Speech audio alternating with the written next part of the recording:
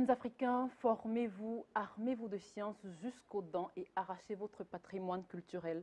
Ou alors, traînez-moi dans la boue si quand vous arrivez à cette connaissance directe, vous découvrez que mes arguments sont inconsistants. C'est cela, mais il n'y a pas d'autre voie. Mesdames, Messieurs, bonsoir et bienvenue à cette première édition d'Afrique Science sur Afrique Média. Afrique Science, une émission consacrée aux sciences et techniques en Afrique. L'Afrique, le berceau de l'humanité et des mathématiques, c'est le thème que nous allons aborder ce soir. Pour en parler, avec moi sur ce plateau, le professeur Jean-Paul Bellec, astrophysicien. Bonsoir professeur. Bonsoir, et bienvenue. Bonsoir Vanessa, merci de m'avoir invité sur votre plateau pour parler de la science. Et avec plaisir, je reconnais le discours du professeur Cheikh Anta Diop à la conférence de Niamey en 1984. Donc avec nos collègues, on va essayer de donner notre meilleur pour transmettre la science et les techniques produites en Afrique et pour l'Afrique. D'accord, merci à vous, professeur. Merci d'avoir accepté notre invitation ce soir. À mes côtés également, le professeur Esso Ngome. Il est professeur de mathématiques à l'INSET de Douala. Bonsoir, professeur. Bonsoir, Vanessa. C'est vrai que je suis assez content d'être là. Je dis déjà bonsoir à tous mes étudiants que j'ai formés durant ces 2 décennies, que je forme encore. J'ai eu à les entretenir, justement sur, pas seulement les maths, mais sur l'environnement historique, culturel, scientifique des maths. Et là, ils ont donc l'occasion, n'est-ce pas, de me découvrir sur ce plateau. Et j'espère simplement qu'ils verront un peu le prolongement de ce que leur dit souvent en place. D'accord, merci à vous, professeur, et merci d'avoir accepté d'être des nôtres ce soir. Alors également avec nous sur ce plateau, le professeur Zemgwa, il est doyen de la faculté de génie industriel à l'université de Douala. Bonsoir, professeur. Bonsoir, ça me fait plaisir de savoir qu'on met un accent désormais sur les émissions scientifiques. Parce que dans la plupart de nos chaînes, c'est des émissions à caractère culturel, danse, chant et tout le reste. Pour une fois qu'on parle de sciences, moi je pense que ça me va droit. Merci à vous, professeur. C'est un honneur de vous avoir ce soir sur nos plateaux d'Afrique Média. Également avec nous, Constant Kwamezi, il est professeur de mathématiques au lycée bilingue de Bonabéry. Bonsoir, Constant. Bonsoir, Vanessa. Je suis heureux d'être sur ce plateau ce soir et j'espère que tout au long de cette émission, j'apporterai ma plus grande contribution à l'avancée de l'émission et à l'édition de nos téléspectateurs.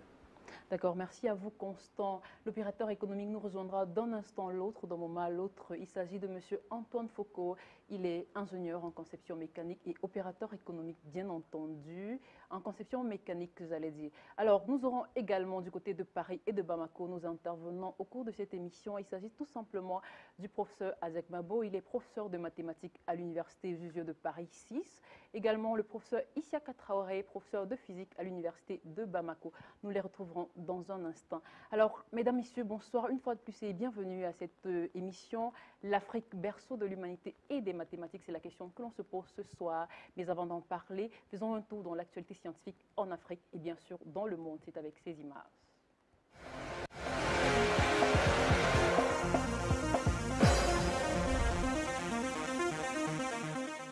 Leur nom ne vous dirait peut-être rien, mais leurs inventions devraient bouleverser le quotidien de milliers d'habitants sur le continent. Du médicament anti-palu à base de plantes naturelles à des solutions innovantes pour l'Afrique.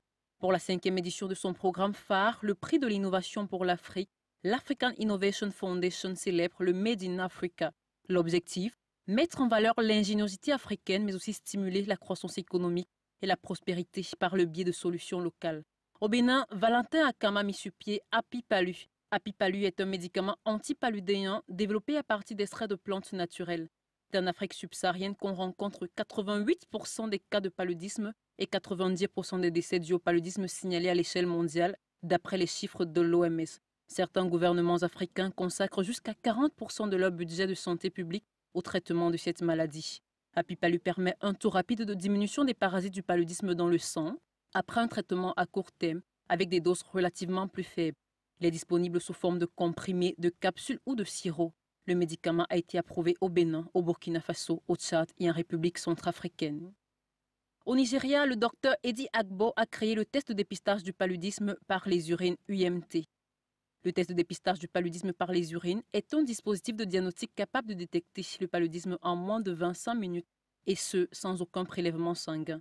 L'incapacité de diagnostiquer rapidement la maladie et de commencer un traitement antipaludique sans délai peut entraîner diverses complications, donc une insuffisance rénale, une œdème pulmonaire, une anémie aplastique, voire le décès du patient.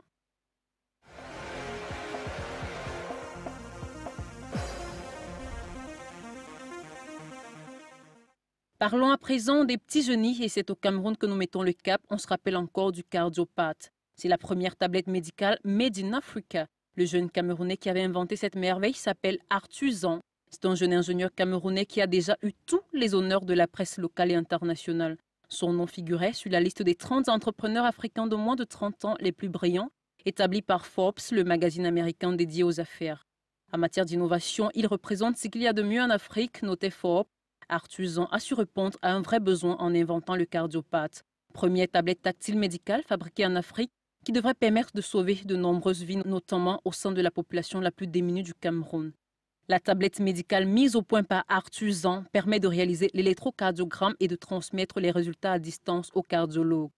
Après avoir développé le prototype du Cardiopath, Arthuzan a reçu une aide de 30 000 $ de la part du gouvernement camerounais qui a subventionné la recherche et permis aux jeunes ingénieurs de créer Imor Medical, une petite entreprise qui emploie 100 personnes et dont la mission est de concevoir et de fabriquer des appareils médicaux.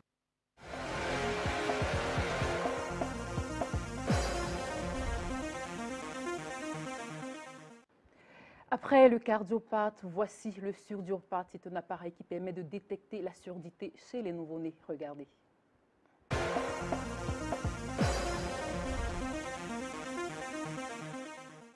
Le Surdurpath, une sorte de tablette qui permet de détecter rapidement la surdité chez les nourrissons, c'est l'œuvre de Guy Ngounou que voici, jeune étudiant de l'École nationale polytechnique du Cameroun. Guy Ngounou est de ceux qui veulent marquer leur époque en apportant une contribution à l'avancement de la science.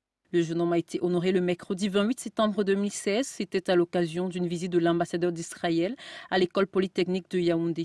Guy Ngounou a ainsi eu l'occasion non seulement de présenter son appareil, mais aussi d'expliquer son fonctionnement ainsi que son utilité. En effet, l'appareil permet de détecter très rapidement une situation de surdité chez les nourrissons, dans un contexte où le diagnostic de surdité est difficile à établir, principalement lorsqu'il s'agit des bébés. L'invention de Guy Ngounou constitue un apport considérable pour le secteur de la santé, car en détectant désormais tôt la surdité du bébé, on pourrait y remédier par les moyens chirurgicaux. L'invention est d'autant plus utile que, passé 2 ans, il est très souvent difficile de guérir la surdité. Le Surdurpath a la coupe et les allures d'une tablette. Il épouse ainsi les réalités de son temps.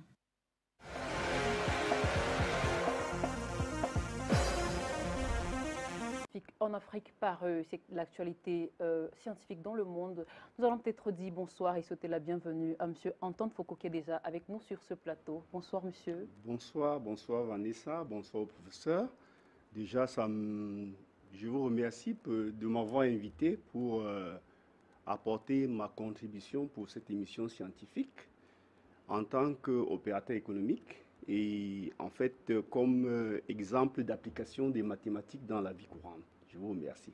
Merci à vous, professeur. Merci à vous, monsieur Antoine Foucault, d'avoir accepté notre invitation. Alors, professeur Jean-Paul Bellec, nous allons peut-être compléter cette actualité africaine, scientifique africaine que nous venons de suivre, par l'actualité scientifique dans le monde, avec notamment les prix Nobel de physique, de chimie, de physiologie également, et peut-être parler des ondes gravitationnelles. D'accord. Alors, le prix Nobel de physique a été attribué à 3 physiciens britanniques. Donc, il s'agit de David Tholes, Duncan Haldane et Michael Kosterlitz. Donc, leur apport, c'est d'avoir apporté une contribution théorique pour comprendre ce qui se passe lorsque la matière passe d'une phase à une autre. Donc, les phases de la matière les plus couramment connues, c'est solide, liquide et gaz. Alors, donc, l'état solide, on le connaît bien, l'état liquide, l'état gazeux. Mais qu'est-ce qui se passe quand on passe de l'une des phases à l'autre? Donc, leur rapport est important. Ils ont fait dessus sur la base de la topologie. C'est une branche des mathématiques. Donc, ça, c'est un apport théorique. Ensuite, le prix Nobel de chimie, c'est pour, donc pareil, 3 physiciens, dont un français, Jean-Pierre Sauvage. Sinon, il y a Fraser Stoddart et Bernard Feringa, qui est un Hollandais. Fraser et Stoddart est américain. Et eux, c'est parce qu'ils ont non seulement étudié, mais également synthétisé ce qu'on appelle maintenant des machines moléculaires. C'est-à-dire, en fait, par exemple, on peut faire un moteur mais sur la base de molécules et non pas seulement de la matière faite de plusieurs milliards de molécules qu'on rassemblerait comme on le fait d'habitude. Là, c'est carrément au niveau de la molécule que ça se passe. Et on découvre des liaisons moléculaires nouvelles, elles sont directement mécaniques. C'est que les liaisons entre atomes sont purement mécaniques. Voilà. Alors, au niveau du prix Nobel de physiologie, qu'on appelle également le prix Nobel de médecine, donc ça a été attribué à un japonais, Yoshinori Osumi. Donc, lui, il a étudié le mécanisme de l'autophagie. L'autophagie a été découvert en 1974, en fait, et a été découvert plus tôt. Mais il y a eu un prix Nobel déjà antérieur, en 1974, pour la découverte de l'autophagie. Et là, ce japonais, donc Yoshiro Osumi, il a le prix Nobel parce qu'il a découvert le mécanisme de l'autophagie. L'autophagie, c'est quoi? Il s'agit de médecine, mais je vais en dire un mot. Pas trop long. L'autophagie, en fait, c'est le mécanisme par lequel une cellule va détruire certaines parties qu'elle n'utilise plus, ou alors qui peuvent être nuisibles pour elle. Voilà. Et en fait, on pense que si on arrive à comprendre cela, on pourra guérir des maladies comme l'Alzheimer, par exemple. Voilà. Alors, au-delà de cela, on pensait que le prix Nobel de physique serait attribué à l'équipe LIGO, qui a annoncé la découverte des ondes gravitationnelles. C'était le 11 février 2016.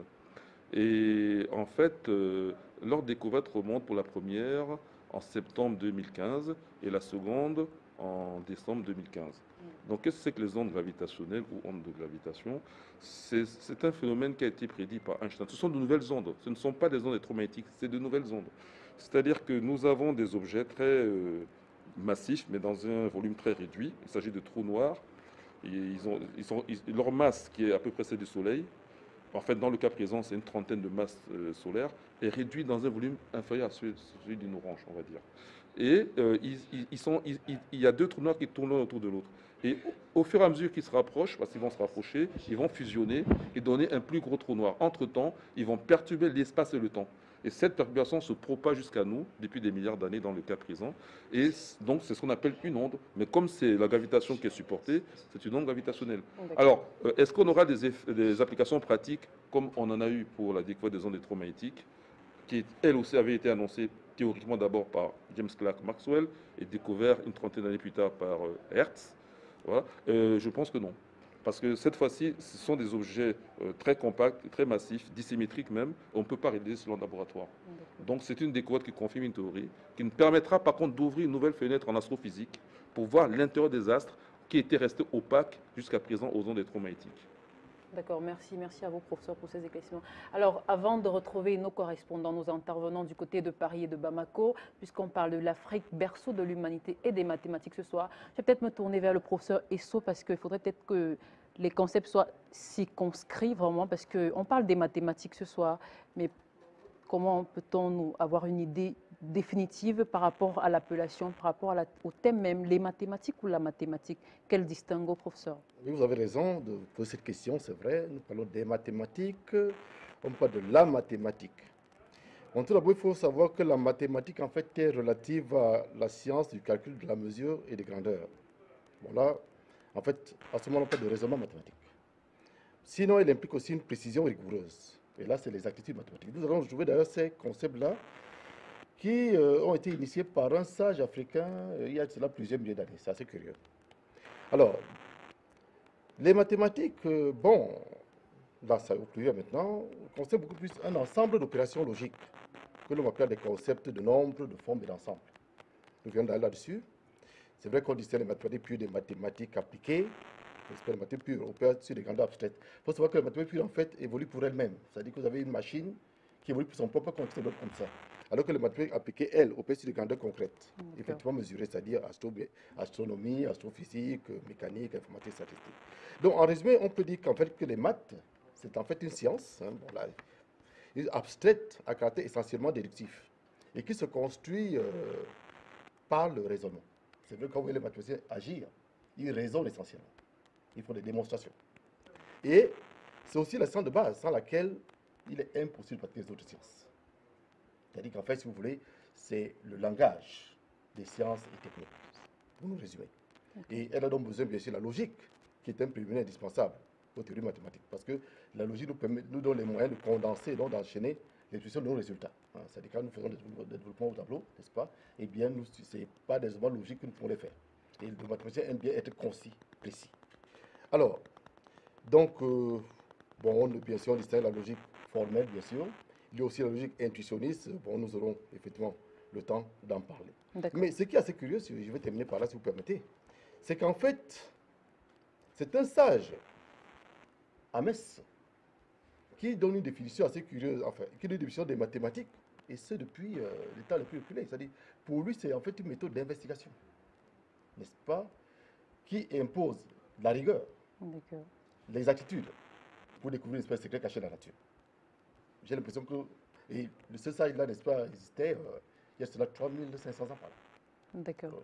Et c'est un Égyptien ancien, Ok. un Africain. Alors, merci à vous, professeur Esso, pour ces éclaircissements sur le concept même de la mathématique. Avant de retrouver le professeur Adiak Mabo du côté de Paris, pour qu'on remonte à l'histoire même, à l'origine des mathématiques, nous allons peut-être aller du côté de Bamako pour retrouver le professeur Isiaka Traoré, parce qu'on parle ce soir de l'Afrique, berceau de l'humanité et des mathématiques. Quelque part, on reconnaît l'origine africaine des mathématiques en parlant de l'Égypte, de la crotte de Blombos, du côté de la RCA et tout. Alors, monsieur professeur Isiaka Traoré, vous êtes du côté de Bamako au Mali, vous êtes professeur de physique à l'université de Bamako. Quelle est selon vous la place de la division et de la multiplication égyptienne dans l'évolution, dans l'origine des mathématiques?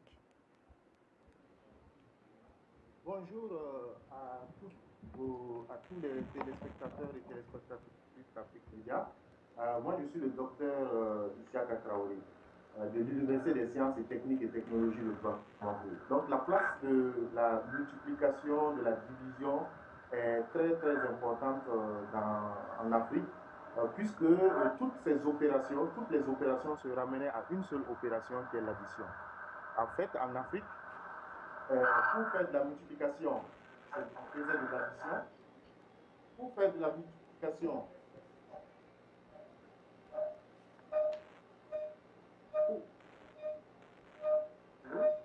donc je disais tantôt que toutes les opérations en Afrique se résumaient à des opérations d'addition. La multiplication, c'est de l'addition. La soustraction, c'est de l'addition.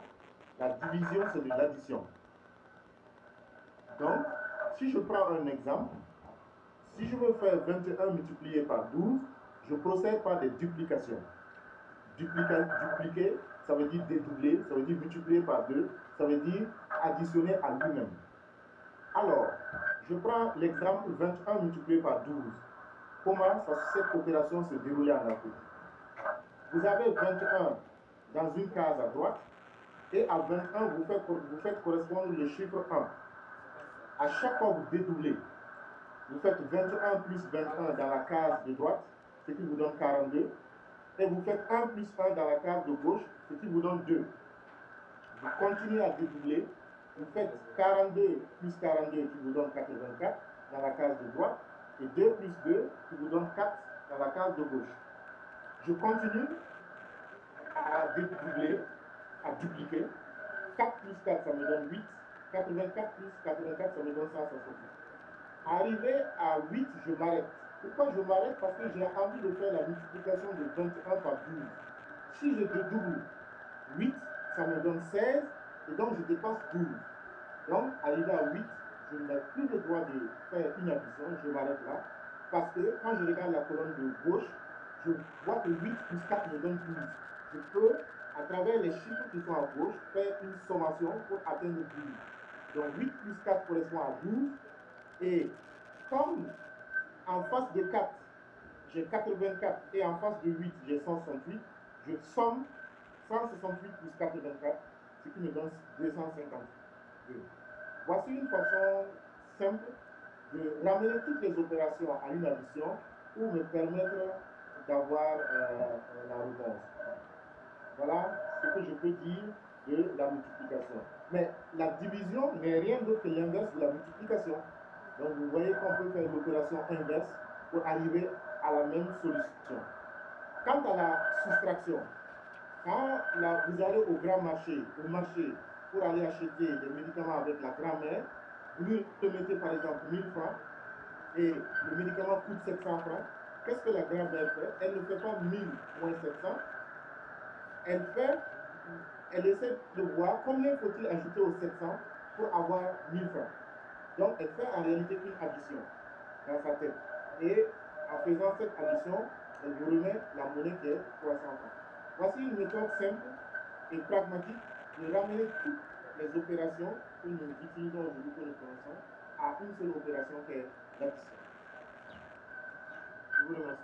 D'accord, merci à vous, professeur Isiaka Traoré, du côté de Bamako, au Mali. Alors, retour sur ce plateau, monsieur Constant Comédie, vous êtes professeur, vous êtes enseignant de mathématiques. Alors, est-ce que, avant de continuer, on pourrait avoir votre expérience de l'enseignement des mathématiques, justement, de façon concrète? Merci, Vanessa, de me donner l'occasion de partager cette expérience-là. L'enseignement des mathématiques au secondaire, en fait, elle relève de deux cas, hein. On a ceux-là qui fuient la mathématique parce qu'elle a longtemps été la science abstraite, où on ne voyait qu'apparaître des X et des Y au tableau. Et on a ceux-là qui ont, malgré le fait de voir apparaître des X et des Y, ont toujours cherché à savoir ce qui se cachait derrière. Maintenant, depuis 2-3 ans aujourd'hui, nous avons, les inspecteurs pédagogiques nationaux et même régionaux, ils ont mis sur pied des nouvelles approches d'enseignement de la mathématique qui sont ceux-là qu'on appelle les approches par compétences. En fait, cette méthode-là permet aujourd'hui aux enfants, aux enseignants que nous sommes, de s'amuser, en fait, de jouer avec la mathématique, jouer avec la mathématique lorsqu'on est en train de transmettre ce savoir-là à nos apprenants. En fait, ça facilite donc ces jeunes-là à mieux assimiler la chose et à vraiment s'intéresser. Et par ricochet, cette méthode permet aux étudiants, aux apprenants d'être au centre même de l'apprentissage. Oui, en fait, d'où son nom, approche par compétence. C'est-à-dire, c'est l'enfant qui, par des activités qu'on prend ici et là, c'est l'enfant qui résout ces activités et ensemble, on ressort avec un résumé. Et dès que le résumé est fait, ça permet aux jeunes qui sont de continuer avec des activités ou des exercices ressemblant à cela. Si vous me permettez, Vanessa, je vais prendre par exemple, je vais faire une petite simulation de 2 minutes. Je vais prendre par exemple un cours de 4e sur les distances. Distance d'un point par rapport à une droite, par exemple. Alors, vous dites aux enfants de 4e que on a une maman qui est placée de l'autre côté de la route. Dans sa bassine, elle a des beignets. Et on veut connaître le premier arrivé à elle doit revenir avec plus de beignets.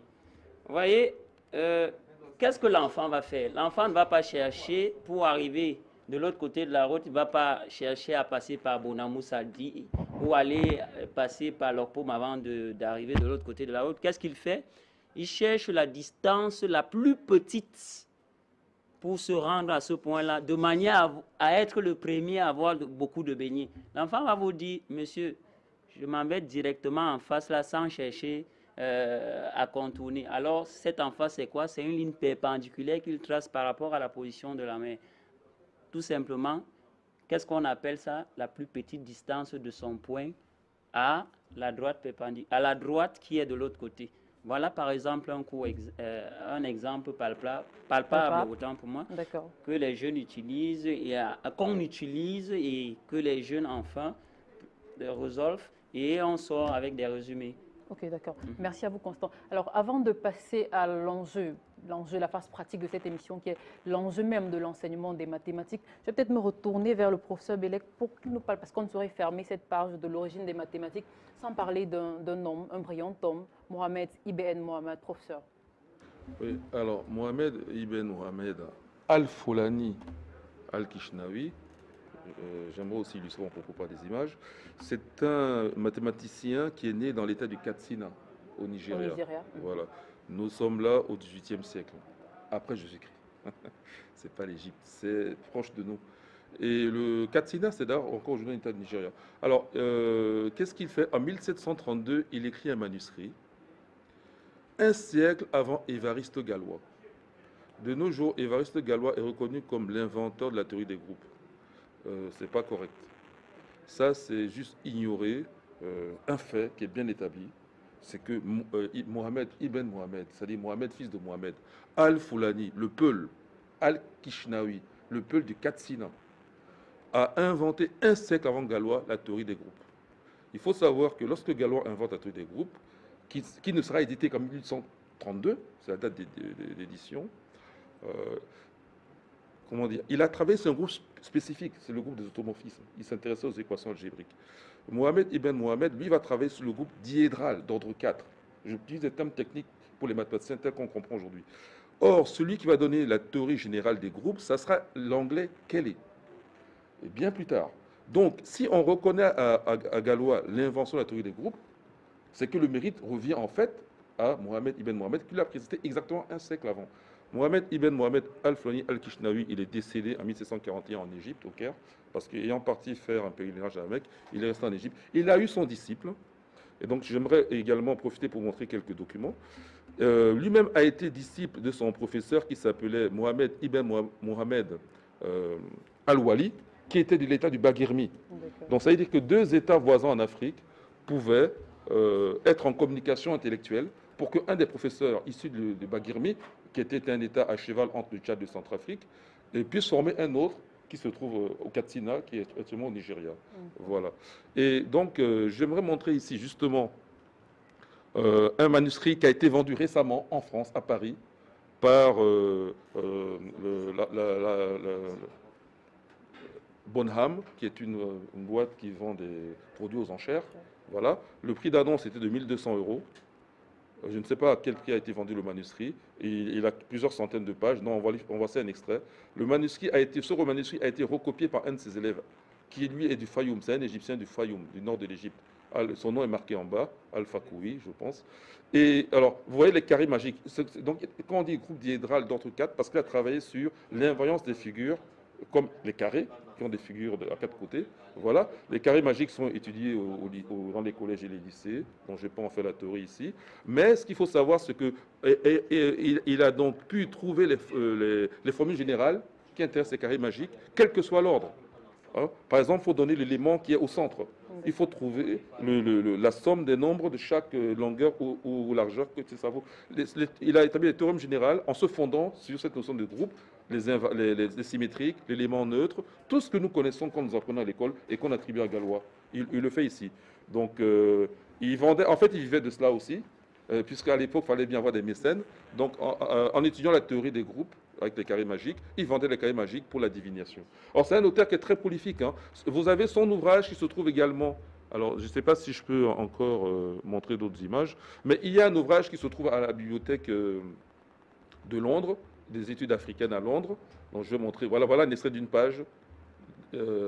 Bon, ça je l'ai tiré du livre de Kodia Zajaski, L'Afrique compte. Et vous avez ici à gauche une page du manuscrit de Mohamed Ibn Mohamed qui est disponible à la bibliothèque de Londres, au département des études africaines. Voilà des extraits de carrés magiques. Bon, il utilise l'écriture arabe, bien sûr, mais si on faisait une émission, par exemple, sur l'écriture, on verrait que l'écriture arabe même dérive de l'écriture égyptienne. Ok, d'accord, Bon, professeur. voilà. Peut-être que nous allons y revenir, mais avant, nous allons peut-être prendre le professeur Azak Mabo qui est déjà là avec nous de l'autre côté. Professeur, bonjour, vous êtes professeur de mathématiques à l'université Jussieu de Paris 6. Alors, avec nous ce soir, vous nous parlez de l'origine des mathématiques parce qu'on dit que l'Afrique, berceau de l'humanité et des mathématiques, ça dit que quelque part, on reconnaît l'origine africaine même des mathématiques. Et je dis bien l'origine africaine et pas seulement égyptienne. Alors, professeur, vous êtes là. Bonsoir une fois de plus. Bonsoir, oui, c'est vrai, c'est vrai. Et c'est un événement dans l'histoire intellectuelle de l'Europe et de l'Afrique que l'Afrique soit reconnue comme l'origine et le berceau des mathématiques.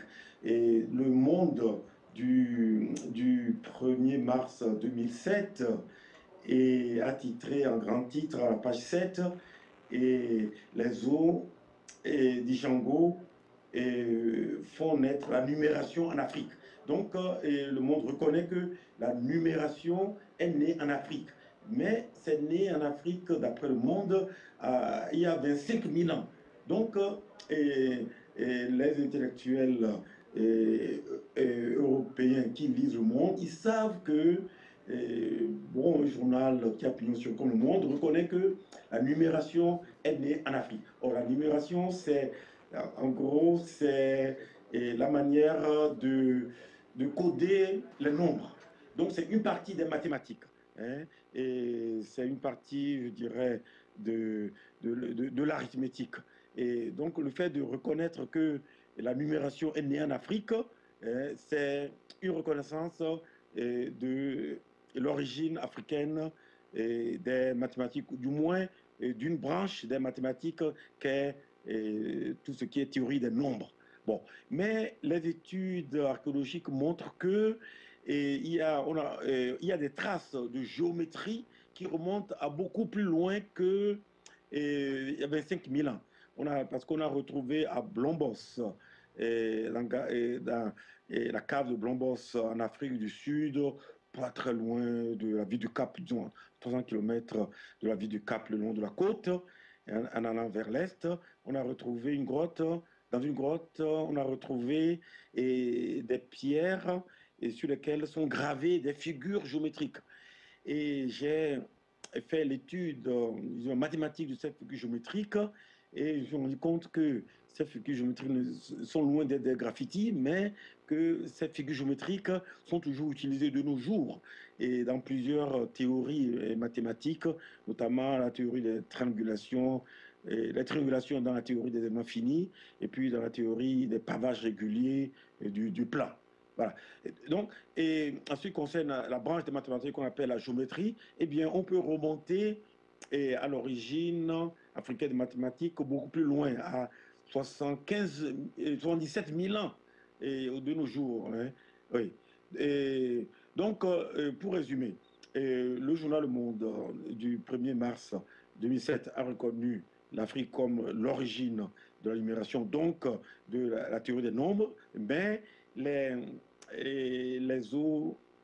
pierres, du moins les gravures sur les pierres de Blombos démontrent également sans discussion que l'Afrique est aussi l'origine de la géométrie.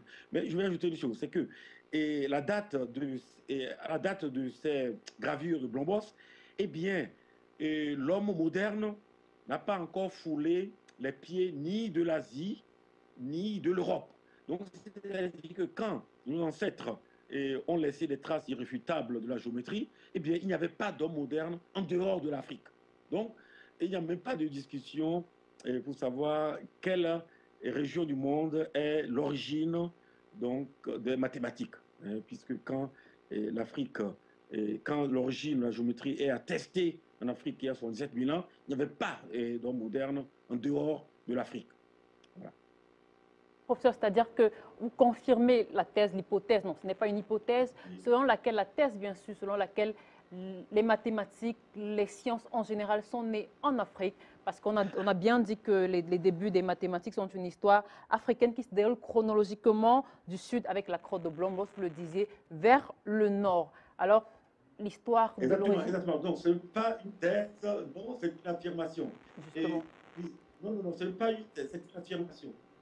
Ok, d'accord. Merci, professeur Adzagma. Vous ne partez pas, vous restez avec nous. Nous reviendrons vers vous dans un instant. Le temps pour nous de revenir précisément à la phase pratique de cette émission, qui est celle de connaître, de comprendre l'enjeu même des mathématiques, l'enjeu de l'enseignement des mathématiques, parce qu'il est question au cours de ce programme, de cette émission, de faire comprendre au grand public l'importance que peut avoir les mathématiques dans leur vie de chaque jour. Et c'est avec vous, professeur Zemgwa, vous allez nous parler de l'enjeu des mathématiques dans notre vie de tous les jours, l'enjeu de l'enseignement mathématique, pour être plus exact.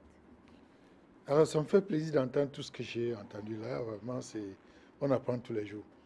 Mais depuis que nous étions dans le primaire et le secondaire, on nous disait toujours que les mathématiques sont très importantes. Mais malheureusement, on n'a toujours pas montré pourquoi c'était important. Parce qu'on pensait que c'était abstrait et puis on ne voyait pas les applications directes. Et je pense que le tort revient aux enseignants, ceux qui enseignaient les mathématiques en ce moment. Bon, c'est vrai que le collègue vient de parler des approches par compétences aujourd'hui, qui permet d'insister beaucoup plus sur les applications des mathématiques. En fait, le problème, pourquoi les mathématiques étant reconnues importantes, l'Afrique est toujours en retard. Je pense que c'est par là qu'il faut commencer par poser ces questions-là.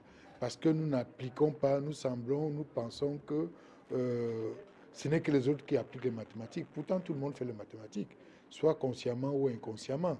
mais malheureusement, on ne nous a pas assez sensibilisés pour qu'on puisse guider toutes nos actions par toutes ces notions mathématiques qui relèvent de la rigueur.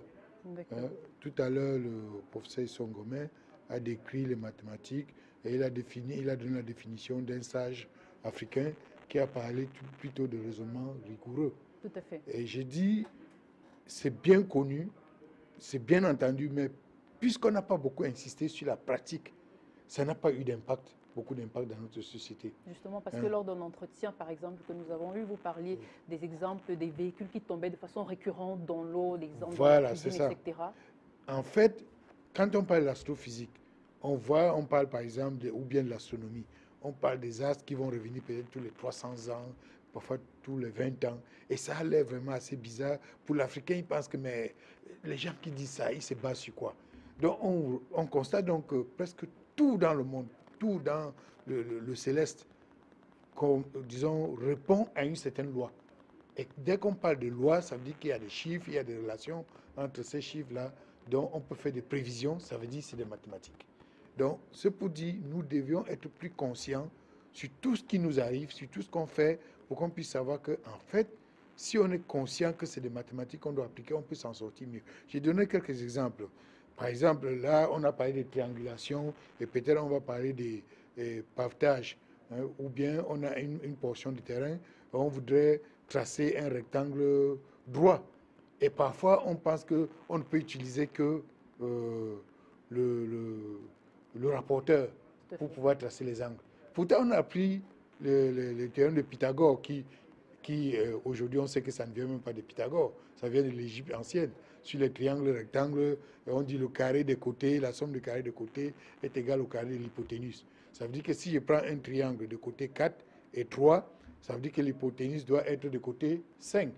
Donc ça veut dire que si je prends une corde qui a 12 cm ou 12 unités quelconques, et je mets 4 d'un côté, 3 de l'autre côté, et si l'hypoténuse, je ferme avec l'hypoténuse, ça veut dire que du côté de 4 et 3, j'ai un angle de 90 degrés. Donc du coup, on a 90 degrés. Donc on peut fabriquer même son rapporteur, on peut fabriquer son équerre. Vous voyez, donc juste une application aussi simple. Mais ceux qui l'ont enseigné n'ont pas insisté sur ces applications-là. Ce qui fait qu'on a toujours pensé que c'est tellement loin. Et j'ai dit, tout le monde utilise les mathématiques. Mais le problème, c'est qu'on est souvent inconscient du fait que, en fait, ce que nous sommes en train de faire là, il y a les mathématiques derrière. Alors, et on parle souvent de plusieurs relations. On a parlé de groupes ici, on a parlé d'autres relations. On va parler, par exemple, des relations commutatives ou bien des opérations commutatives et autres. Mais nos mamans savent le faire, mais sans peut-être pouvoir le dire que c'est exactement ça. Par exemple, si vous prenez une maman qui a une recette, elle sait qu'il ne faut pas mettre certains ingrédients avant l'autre. Parce que ce n'est pas une opération commutative. Mais quand on enseigne la commutativité, à l'école, on ne fait pas allusion à toutes ces données-là que nos parents qui n'ont même pas été à l'école maîtrisent. Donc c'est pour dire, les mathématiques ont un impact, tout le monde le sait, tout le monde le dit, mais c'est parce qu'on n'insiste pas beaucoup sur son impact qu'aujourd'hui, on pense que tout doit venir d'ailleurs. Et c'est un tort. D'accord. Alors, c'est cet exemple-là qui fait en sorte que peut-être deux dames qui ont exactement la même recette en cuisine se retrouvent en train de faire le même repas avec le même confessionnel, et on n'a pas le même avec goût. des goûts différents. Avec les goûts différents. Hein, parce qu'il y a le fait qu'on met un ingrédient avant un autre, ce n'est pas la même chose si on inverse. Hein, ça, c'est la non-commutativité de l'opération. Et on enseigne ça à l'école, mais les gens ne font pas la relation entre ce qu'ils ont appris à l'école et ce qu'ils vivent tous les jours, et qui aurait un impact même sur les santé. Hein, parce que lorsqu'on fait ces recettes-là, c'est pour nourrir les gens. Donc ça veut dire que ça a un impact. Si vous faites l'inverse, peut-être ça donne autre chose qui a aussi un impact sur la santé. Alors, vous dites bien qu'il faut être rigoureux dans la vie en société. Mais alors, comment est-ce que notre frère, notre cousin, notre oncle au quartier comprendra peut-être que le fait qu'une voiture soit tout le temps en train de tomber au même endroit et ne pas penser, sans penser directement qu'il s'agit de la sorcellerie, par exemple, mathématiquement? Voilà, justement, c'est pour ça qu'on parle des physiciens, des chimistes, des astrophysiciens et tout le reste, des mécaniciens et autres. Parce que ça, c'est des disciplines qui utilisent les mathématiques. On peut considérer les mathématiques comme une boîte à outils. Donc, chaque fois qu'on a un problème, il faut qu'on aille dans cette boîte à outils chercher des éléments qui nous permettent de comprendre ce qui se passe. Je donne un exemple. Aux États-Unis, on dit le premier métier et le métier le plus rentable, c'est le mathématicien. Alors, quand on dit ça souvent, l'Africain dit, mais comment ça peut être que c'est un mathématicien aux États-Unis, un pays qui fabrique tout? Comment ça peut être que c'est lui qui est le plus bon métier? C'est parce que c'est une société qui est régulée par la rigueur. C'est-à-dire, à chaque fois qu'il y a une chose, on cherche la cause. Même le vendeur qui n'arrive pas à vendre un produit. Alors, chez nous, on va dire que c'est le voisin, l'autre vendeur, ou bien le boutiquier d'à côté qui a fait la sorcellerie pour qu'on achète seulement chez lui et pas chez moi. Pourtant, souvent, on peut voir que ça vient même tout simplement du ce qu'on va appeler le marketing aujourd'hui. En fait, la façon dont ce vendeur communique avec ses clients. Et on peut analyser aujourd'hui la communication, la façon dont vous parlez. On peut analyser la façon dont vous parlez par la fréquence de certaines phrasologies, par la fréquence de certains mots. C'est des mathématiques. Et on peut vous classer par rapport à ça. On peut vous dire, non, celui-ci, il peut être même un menteur. Hein? Donc peut-être le produit qui nous vend n'est pas un bon produit. Pas sa façon de parler tout simplement. Or, il parle tout simplement et des mathématiciens étudient ça. Et on dit, si vous parlez comme ça, vous n'avez pas de clients. Ce n'est pas la sorcellerie. Donc, vous voyez, donc, les mathématiques gouvernent toute notre vie. Si on pense à chaque fois qu'un problème arrive, il faut essayer de voir comment ça arrive et pourquoi ça arrive, en allant chercher les outils rigoureux. C'est-à-dire parce que les mathématiques, c'est de la rigueur. Donc, en allant chercher dans les mathématiques des outils qui puissent permettre de comprendre. Justement, vous êtes en train de parler d'un exemple que j'ai vécu quand j'étais tout petit. À côté de chez nous, il y avait une route et il y avait un ruisseau qui passait. Et chaque fois, les Blancs tombaient là-dedans. Ils venaient avec les voitures et la nuit, on nous réveillait, il y a encore eu accident. Et tout le monde disait qu'il y a le Mami Wata là-dedans. Hein? À cet endroit-là, il y a le Mami Wata. Quand j'ai fait mes études d'ingénieur, je me suis rendu compte qu'en fait, le problème, c'est qu'on avait mal conçu la route. Et on avait mis les dévers à l'envers. Donc, il n'y avait rien pour contrecarrer ou bien pour compenser la force centrifuge.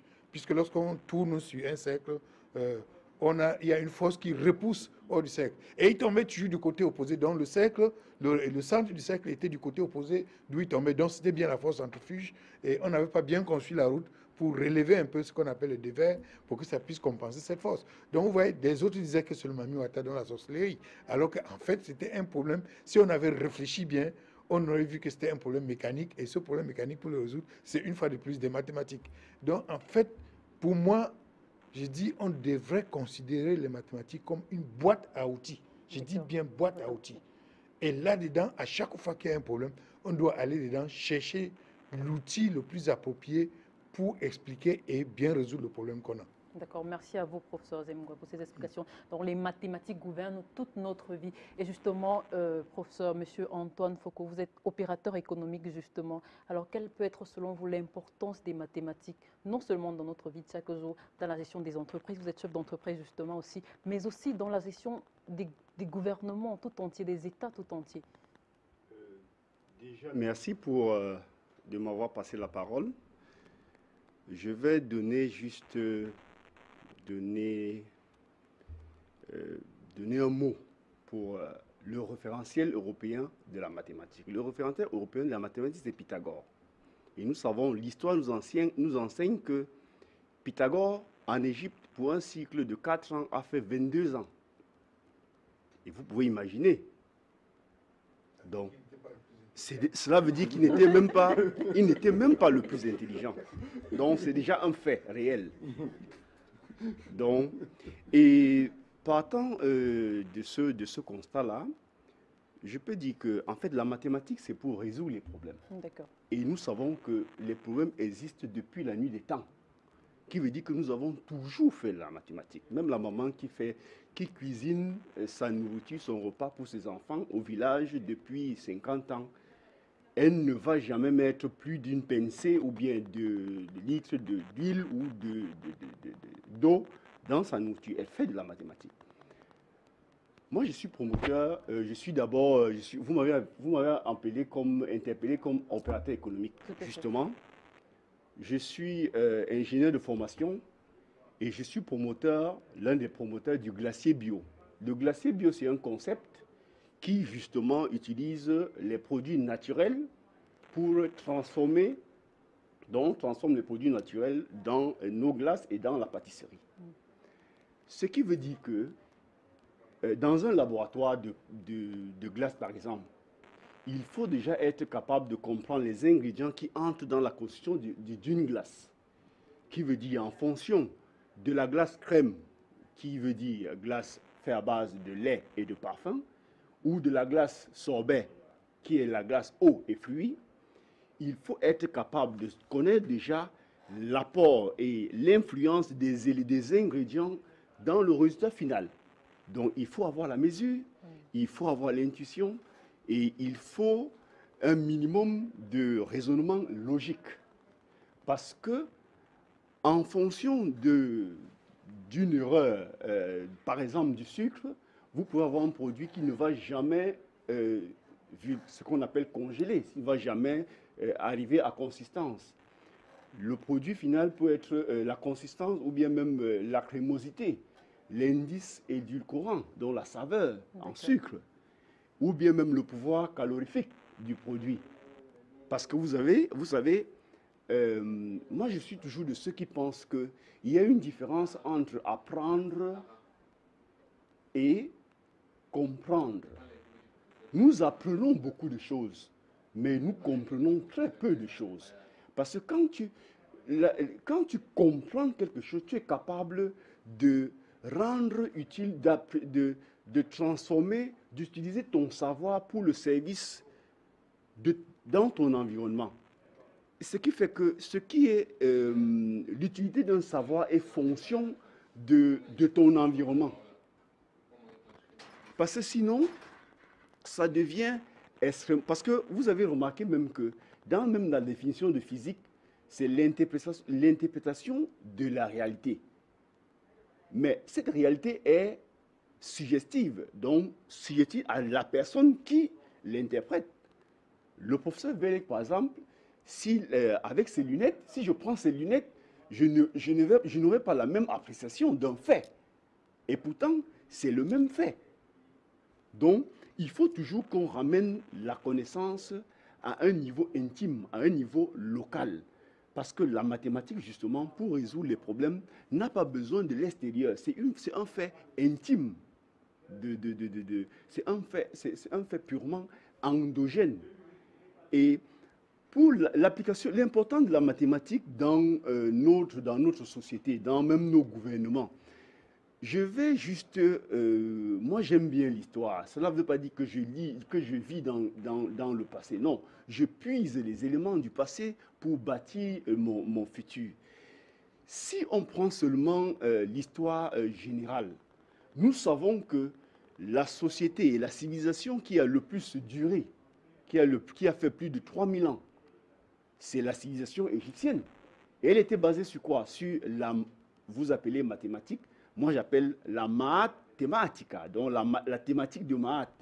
Donc elle était basée sur la mathématique.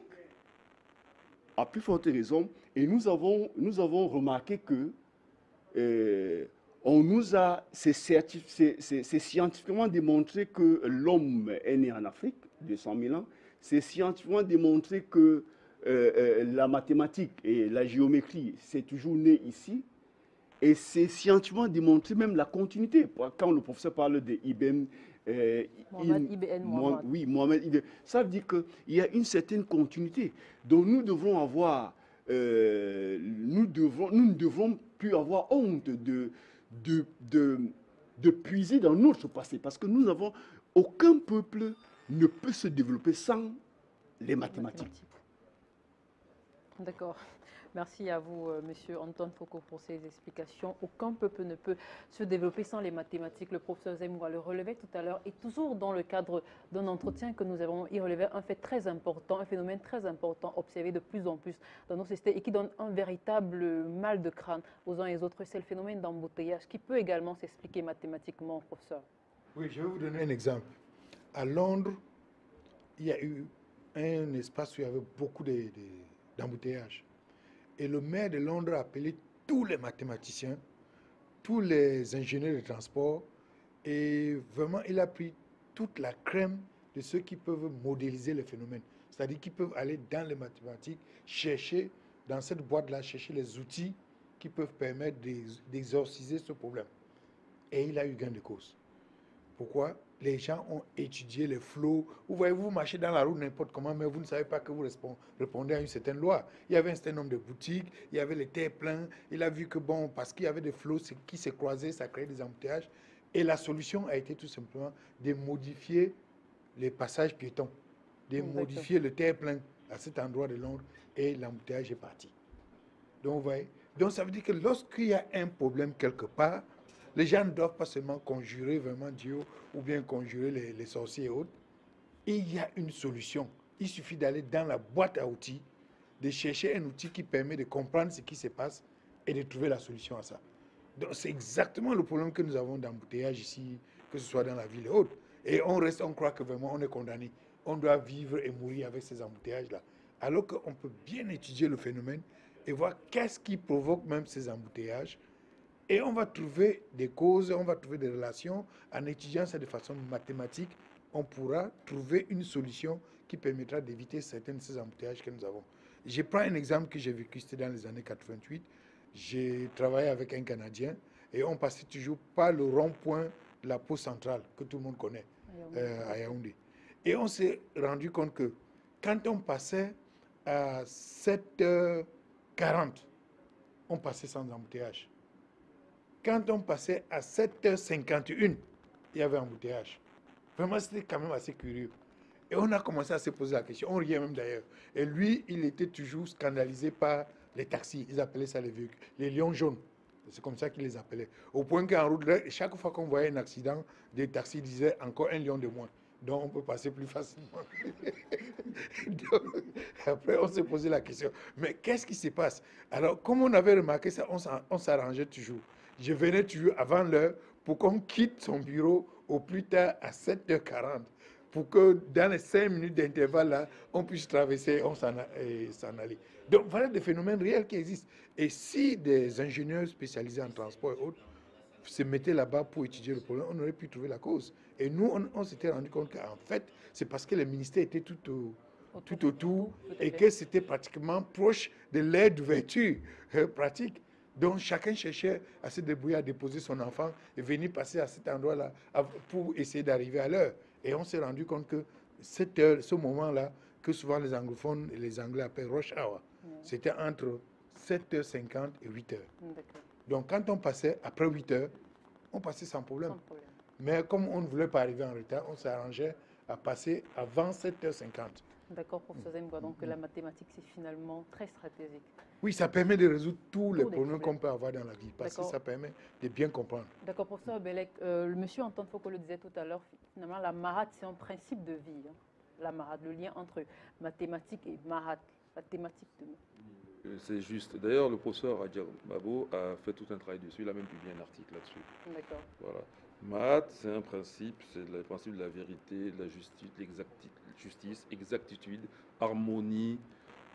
Bref, ça correspond aux mathématiques. Là, la définition donnée par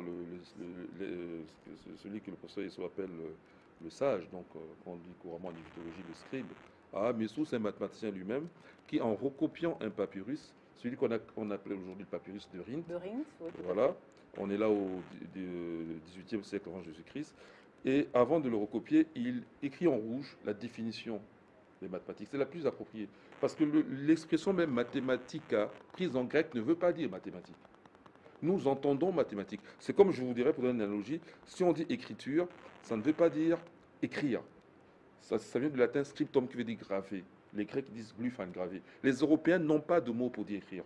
Faut bien Nous concevons l'écriture. Ça veut dire que l'écriture leur a venu de l'extérieur. Effectivement, en l'occurrence, de la Phénicie.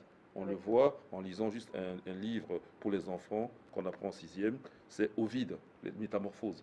Il parle de Cadmos, Cadmus, qui apporte l'écriture au grec. Donc là, c'est la même chose.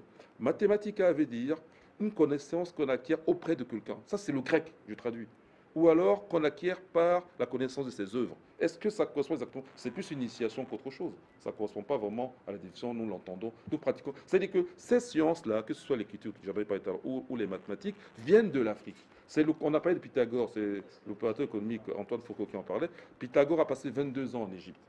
Hein? Et donc, c'est par les passages au contact de l'Afrique que les Européens vont acquérir les mathématiques, mais ils vont en comprendre le bénéfice.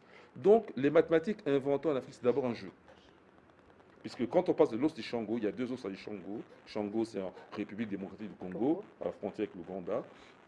Lorsqu'on parle, et d'ailleurs, un fleuve passe par ce village de Shango, c'est la rivière Semliki, qui elle-même vient du lac Rotantig, qu'on appelle à l'époque coloniale le lac Édouard, qui lui-même, j'ai fait exprès de mentionner cela, qui lui-même est une des sources les plus méridionales du Nil. Le Nil blanc, bleu, parce qu'il y a deux Nils, le blanc qui vient de l'Éthiopie et le bleu qui vient du Soudan. Et voilà. Donc c'est pour dire que c'est cette même origine qui continuera jusqu'à arriver en Égypte. Et qu'est-ce qu'on découvre en Égypte? On découvre ce que Eugène Wigner, qui était un physicien, prix Nobel d'ailleurs, a appelé l'incroyable efficacité des mathématiques. C'est-à-dire que, par exemple, les exemples donnés par le professeur Zengoa, comment ça se fait que les mathématiques répondent à la nature? Je reviens aussi sur ce qu'a dit Antoine Foucault. Comment ça se fait que, par exemple, si on fait les sciences physiques, on a les lois de la physique, qui sont les lois mathématiques. Et on peut faire des prédictions, on peut prédire les éclipses. Ce n'est pas un mystère. Hein. On connaît la dynamique, comment les planètes tournent autour du Soleil, la Lune autour de la Terre. On peut prévoir les éclipses jusqu'à plusieurs milliers d'années d'avance. Donc, comment les mathématiques sont aussi efficientes? Eh bien, c'est en Égypte qu'on découvre d'abord la notion de mesure. Et ce n'est pas les mathématiques qui sont inventées à Ishango, en République démocratique du Congo, en Afrique centrale. Ce qu'on découvre, c'est la mesure et aussi l'utilité de la mesure, le côté pratique des mathématiques.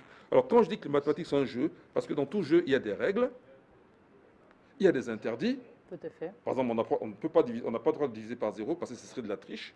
Diviser par zéro signifierait qu'on a des parts à partager, mais on partage avec personne. C'est tricher. Donc, interdit de diviser par zéro. Voilà. On a un vocabulaire adapté pour ces jeux-là. Et il faut s'entraîner, il faut faire des exercices, il faut s'entraîner. Et puis, finalement, il y a des astuces. C'est ce qu'on appelle en mathématiques les théorèmes. Et je prends l'exemple du football. Je prends par exemple le cas de Barcelone contre Real de Madrid. À l'époque, Eto'o, il jouait Samuel Eto'o à Barcelone. Eh ben, ils sont sur le terrain, on dit ils jouent. Hein. Mais ce n'est pas parce qu'on joue qu'on s'amuse. C'est très sérieux. Donc en fait, ils jouent, mais ils ne s'amusent pas. Ils ne s'amusent pas. C'est très sérieux parce qu'il faut gagner. Et derrière ce gain, il y a l'argent. Le football ramène beaucoup d'argent dans le monde et ça fait vivre des milliers de gens et des familles. Donc le fait de dire jouer, il faut que l'emprunt comprenne que ce n'est pas rébarbatif. Et c'est ainsi qu'il faut qu'on lui présente. D'où la méthode proposée par Constant dans la pédagogie. Nous apprenons, parce que les mathématiques, leur but, c'est d'atteindre l'abstraction. Je ne sais pas si je peux donner un exemple, si le temps est possible. Non, justement, parce qu'avant votre exemple, le professeur, monsieur Antoine Foucault, avait une question à vous poser sur c'est là où aller. Professeur, j'ai toujours une question qui me taraude le cerveau. Le degré de connaissance de ceux qui ont fait l'os d'Ishango, par exemple. Alors, le degré de connaissance, ça correspond à ce qu'on pourrait appeler aujourd'hui en France le concours arpège. Le concours Arpège. D'accord. Alors, qu'est-ce que c'est que le concours arpège? En fait, c'est un sigle, hein, mais je ne vais pas le dénoncer. Arpège, ça sonne bien. Okay. Et puis, c'est un mot de vocabulaire commun. Alors, ça veut dire que ce sont des étudiants qui, après vous avez eu un bac scientifique, ont déjà fait au moins une année d'études scientifiques. Des sciences dures, comme la physique, la chimie, la biologie, et qui veut maintenant s'orienter vers l'économie. Voilà. Donc, c'est en France. Hein. Donc, par exemple, quelqu'un qui est à l'université Paris 11, où on fait des sciences dures, il a fait une première année, il aimerait maintenant retourner en première année, mais en économie, à l'université Dauphine Paris 9, par exemple. Okay, donc, dans ce cas-là, il y a une épreuve qui est un peu comme psychotechnique. Technique. Voilà. Et il faut être très entraîné. On ne peut pas réussir facilement. Il faut vraiment avoir un bon entraînement là-dessus. Et donc, souvent, ça implique des symétries, reconnaître des formes identiques, reconnaître, par exemple, une série de calculs. Et ben, c'est ce qu'on trouve sur l'os de Shango. Et sur l'os de Shango, parce qu'il y a deux os de Shango, je parle le plus connu. Voilà. Il y a 33 opérations qui ont été répertoriées jusqu'à aujourd'hui. Et si on dit que le hasard, c'est une fois sur deux, pour chaque opération, c'est le fruit du hasard, donc c'est une chance sur deux, on voit que la probabilité pour que l'ensemble donne le hasard est de 1,5 multiplié par 1,5, 33 fois ainsi, c'est-à-dire une chance sur 10 milliards. Donc, en fait, par conclusion, que ce n'est pas le produit du hasard. Donc ça, c'est le niveau au niveau de ces mathématiques-là. Maintenant, j'insiste aussi sur une phase, c'est que souvent, nous revenons sur l'Égypte ancienne parce que c'est la base, c'est la matrice originelle des civilisations africaines, parce que là, les sociétés sont déjà constituées. Lorsque je parle de Ishango, les sociétés humaines ne sont pas constituées. Les peuples dans le monde, aussi bien en Afrique qu'en Europe qu'en Asie, n'existent pas encore. C'est l'humanité tout vaguement. C'est-à-dire que cette humanité est commune, même si elle est que présente en Afrique, ou quand elle sortira d'Afrique, elle est commune. Il n'y a pas de peuple tel qu'on connaît aujourd'hui constitué, on pourrait dire ça c'est un Français, ça c'est un Camerounais, ça n'existe pas. Voilà, donc, et donc ça c'est l'importance de l'Égypte. Et je dis l'importance, la découverte de la mesure, jusqu'à la mesure, la valeur marchande, Châti d'ébène, il l'applique partout. Et bien sûr, les figures géométriques, on mesure les longueurs, les surfaces, les volumes, et jusqu'à la mesure de l'âme. À travers, justement, je reviens sur Mahat, la mesure de l'âme. Professeur Bellec, nous allons y revenir sûrement. Nous allons passer la parole au professeur Esso pour qu'il nous présente certains de ses œuvres. Mais avant, nous allons peut-être rentrer du côté de Paris pour retrouver le professeur Adiagmabo qui est toujours avec nous. Professeur Adiagmabo, c'est l'Afrique, berceau de l'humanité et des mathématiques, première partie, parce que nous y reviendrons bien entendu. Alors, quelle est de façon générale, votre idée, votre point de vue sur l'origine des mathématiques, sur l'enseignement des mathématiques en Afrique surtout? Et oui, voilà. Et donc, les qui ont pris la parole, ils ont insisté sur, je dirais, les motivations à donner pour s'intéresser aux mathématiques, notamment les applications intéressantes des mathématiques. Et bien, sur le côté ludique des mathématiques, sur lequel on pourrait insister pour mieux motiver les étudiants. Et par exemple, Platon, dans le livre Les Lois, il décrit la manière dont les mathématiques étaient enseignées pour les enfants. Il insiste sur le fait qu'en Égypte, les mathématiques étaient enseignées sous forme de jeu. Et que c'est sans doute cela qui a fait que les mathématiques avaient une efficacité en Égypte. Parce que très tôt, les enfants, ils se prenaient au jeu, les mathématiques. Mais comme l'a bien dit le professeur Bellec, un jeu, ce n'est pas de l'amusement. Et ils faisaient, les enfants s'intéressaient aux mathématiques comme un jeu, mais ça ne veut pas dire qu'ils prenaient ça comme de l'amusement. Et puisque plus tard, on sait que ceux qui sont, quand ils deviennent adultes, les Égyptiens, eh bien, ils ont réalisé des choses qui défient le génie humain actuel. Et la construction des pyramides, avec les orientations, la construction des temples de Karnak, ou la grande salle était aussi vaste qu'un terrain de football, et le tout recouvert par une dalle de 2 mètres de haut en pierre, soutenue par une forêt de colonnes. Eh bien, on ne sait pas réaliser de nos jours de telles réalisations technologiques. Et donc, s'ils ont réussi à cette réalisation technologique, c'est qu'ils ont su appliquer de manière efficace les mathématiques. Et voilà. Donc, pour résumer, je dirais que la clé de l'enseignement efficace des mathématiques serait de donner des exemples pour motiver les élèves, et puis essayer de présenter les mathématiques comme un jeu qui suppose des règles de jeu. Il n'y a pas de jeu sans règles de jeu. Et on ne peut pas jouer un jeu sans avoir bien compris les règles du jeu. J'ai constaté que tous ceux qui ont eu des difficultés dans leur étude de mathématiques, en fait, ils ont eu des difficultés avec la compréhension des règles du jeu. Et ils n'ont pas eu la chance d'avoir des enseignants qui leur ont bien expliqué les règles du jeu. Donc, comme ils n'ont jamais bien compris les règles du jeu, eh bien, ils n'ont pas pu jouer. Ils n'ont pas pu trouver du plaisir à ce jeu. Alors, personnellement, je ne sais pas jouer aux échecs. Et donc, si on me forçait à jouer aux échecs, ce serait presque un supplice, parce que je ne connais pas les règles du jeu d'échecs. Donc, forcer les étudiants à faire les mathématiques, apprendre les mathématiques sans bien leur expliquer les règles du jeu, c'est presque leur imposer un supplice. Donc, pour que l'enseignement des mathématiques soit fructueux, efficace, eh bien, il faut non seulement présenter les mathématiques comme un jeu, mais que les enseignants expliquent bien les règles de jeu. Et si un étudiant a difficulté, il faut lui demander est-ce que vous avez bien compris les règles du jeu? Et moi, je suis persuadé à 100% que toutes les difficultés rencontrées dans l'apprentissage des mathématiques, ces difficultés sont dans la compréhension des règles du jeu. Non pas, ces difficultés ne sont pas dans le jeu lui-même.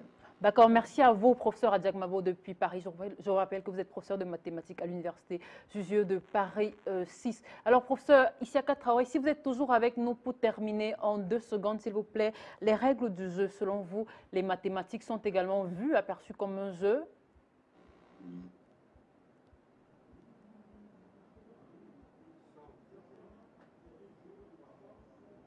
Établi, comme le disait le professeur Bellec, sur le plateau.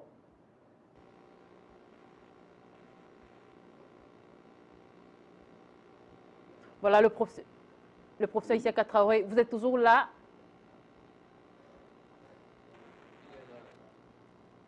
Alors, le professeur Isiaka Traoré n'est plus là. De toutes les façons, nous nous reverrons très bientôt pour en parler une autre fois parce que l'Afrique, berceau de l'humanité, c'était que la première partie. Professeur Esso, très rapidement, vous allez nous présenter quelques-uns de vos ouvrages. D'accord, merci. Bon, oui, il faudrait peut-être les faire passer sur l'écran parce qu'il y en a allez-y, allez-y. Alors, rapidement, donc, le tout premier, enfin, qui m'a pris, j'ai mis 25 ans à l'écrire. Hein. D'accord. C'est quasiment vraiment une quête, n'est-ce pas? C'est la pratique de culture d'Égypte ancienne du monde bantou. Mais là, on présente plutôt, n'est-ce pas, l'isologue de thème qui est le second, n'est-ce pas? Bon, dans ce livre, en fait, j'essaie de voir, n'est-ce pas, parce qu'il y a une question qui me traverse comme l'esprit, il faut le dire ici, hein, il faut peut-être creuser l'abcès. Ce sont les divisions ethniques et un tribalisme pénible qui minent nos sociétés. Et je me suis donc posé la question de savoir si vraiment les Africains étaient si différents que ça. D'accord. Et donc, j'ai donc revu en fait même la terminologie, parce que vous savez, quand vous voyez un peu en Europe, vous avez la langue gréco-latine, il y a un projet de civilisation, le grec, le latin. Mais chez nous, c'est les bantous du Congo, etc. Ça ne porte pas. La parenté dont les langues africaines avec l'Égypte ancienne a un avantage, ça vous donne un référentiel. Par exemple, le Wolof, semi-bantou, apparenté ancien, qui lui apparente, ça c'est Cheikh Anta Diop qui fait le travail. Les aussi apparenté Omboshi, bantou, ça c'est Théophile Obaraka qui le fait. Montre bien, n'est-ce pas, qu'il y a une parenté naturelle entre le Wolof et le Mboshi. Donc, c'est pour ça qu'il est donc proposé comme la diffusion de langue bantou, toute langue apparentée ancien, n'est-ce pas, suivi méthodologie, notamment celle de Cheikh Anta Diop entre autres. Alors, ça m'a donc permis, n'est-ce pas, de dire carrément que le Bafang, le Tupuri, le Moundan, le Wolof, etc. est bantou. Le résultat fondamental à retenir, c'est donc qu'il n'y a pas 280 ethnies au Cameroun, il y a une seule ethnie avec 280 évolutions. C'est vraiment différent. Et de dire aussi qu'il n'y a pas 3000 ethnies en Afrique, mais il y en a une seule avec 3000 évolutions. Bon, là, c'est l'Égypte ancienne et les sciences, oui, bon, vous avez dans les textes pyramides, l'Égypte ancienne et les sciences, oui, voilà, où donc j'essaie de proposer, bon, je ne suis pas linguiste, hein, on propose simplement des matériaux, n'est-ce pas, spécialistes, qui vont, je vais juger, mais j'essaie de faire un lexique Wolof et une bantou, le mot que je parle, n'est-ce pas, je les mets ensemble. Hein. Et puis bon, ben voilà, on essaie donc de voir ça, c'est le prolongement donc, n'est-ce pas, de la partie culturelle. Là, c'est le texte des pyramides d'Égypte antique face aux réalités culturelles africaines. C'est vrai que nous avons un phénomène assez étonnant, c'est que nous avons, par exemple, les funérailles que nous faisons chez nous, qui sont d'ailleurs sacrées, mais peu de gens ignorent cette fois que ces funérailles, en réalité, c'est l'Égypte ancien qui les a proposées pour la première fois dans une culture appelée Etebinezut. D'accord. À savoir, n'est-ce pas, les offrandes que l'on donne aux ancêtres, n'est-ce pas? C'est une théorie élaborée, n'est-ce pas, des funérailles. Et donc, je l'explique là-dedans. Nombre de cosmogonies, bon, là, vous avez donc toutes les cosmogonies existantes.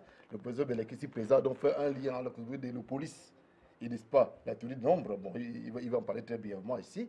Bon, là, vous avez donc, j'ai exposé, je crois, 5 ou 6 textes cosmogoniques dans ce livre-là, n'est-ce pas? Et par rapport à leur réalité, parce qu'il faut quand même que les Africains commence à s'approprier cette civilisation-là, il faut qu'ils commencent évidemment. Ah bon, là c'est l'avantage de culture effectivement.